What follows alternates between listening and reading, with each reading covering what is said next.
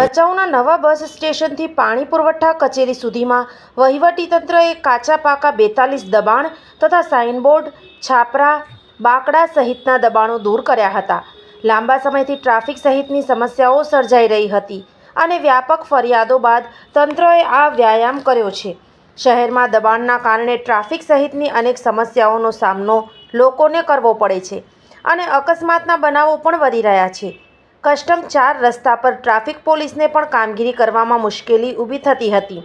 બાકી દુકાનો આગળ, પીડબ્લ્યુડી સ્ટોરના આગળના ભાગે તથા સરકારી દવાખાના બાઉન્ડ્રી બહાર, પાણી પુરવઠા કચેરી બહાર કાચી પાકી કેબિનો ખડકાઈ ગઈ હતી. ભૂકંપ બાદ 4 રસ્તા પર આ વિસ્તાર વેપારમાં અવ્વલ બન્યો હતો અને પછીથી આ દબાણ ઉપર ભાડા ઉઘરાવવાની પ્રથા લાગુ થઈ હતી. ઘણા પાસે તો વીજ જોડાણ પણ હોવાનું કહેવાઈ રહ્યું છે.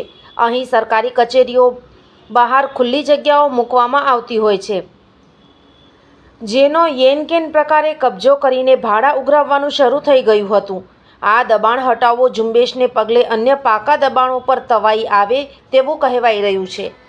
નગર પંચાયત અમલમાં હતી તે સમયે 100 ચોરસ વાર જગ્યા અપાતી હતી.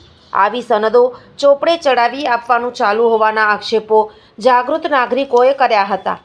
આ ઉપરાંત 100 ચોરસ મીટરની જગ્યા કરતાં વધુ જગ્યા મેળવી દબાણો ખડકાયા છે.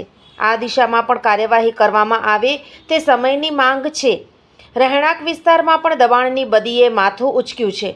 શહેરમાં દબાણની પ્રવૃત્તિને અંકુશમાં લાવવા માટે તંત્ર દ્વારા નક્કર કાર્યવાહી કરવામાં આવે તેવી સમયની માંગ છે.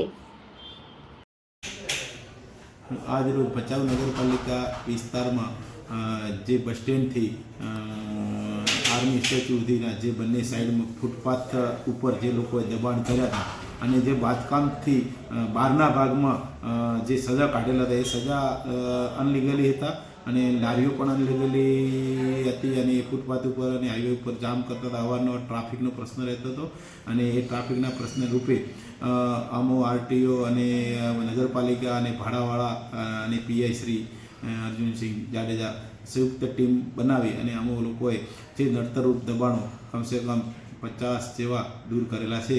અને અમે જે અનધિકૃત રીતે રેસિડન્ટ બાટલા પણ ચાલતા હતા લારીઓમાં એ પણ અમે 4-5 બાટલા સીઝન કરવામાં આવેલા છે. એવી આજે આ કામગીરી કરી છે. આ હતા આજના સમાચાર. આવતીકાલે ફરી મળીશું. ત્યાં સુધી મને રજા આપશો. નમસ્કાર.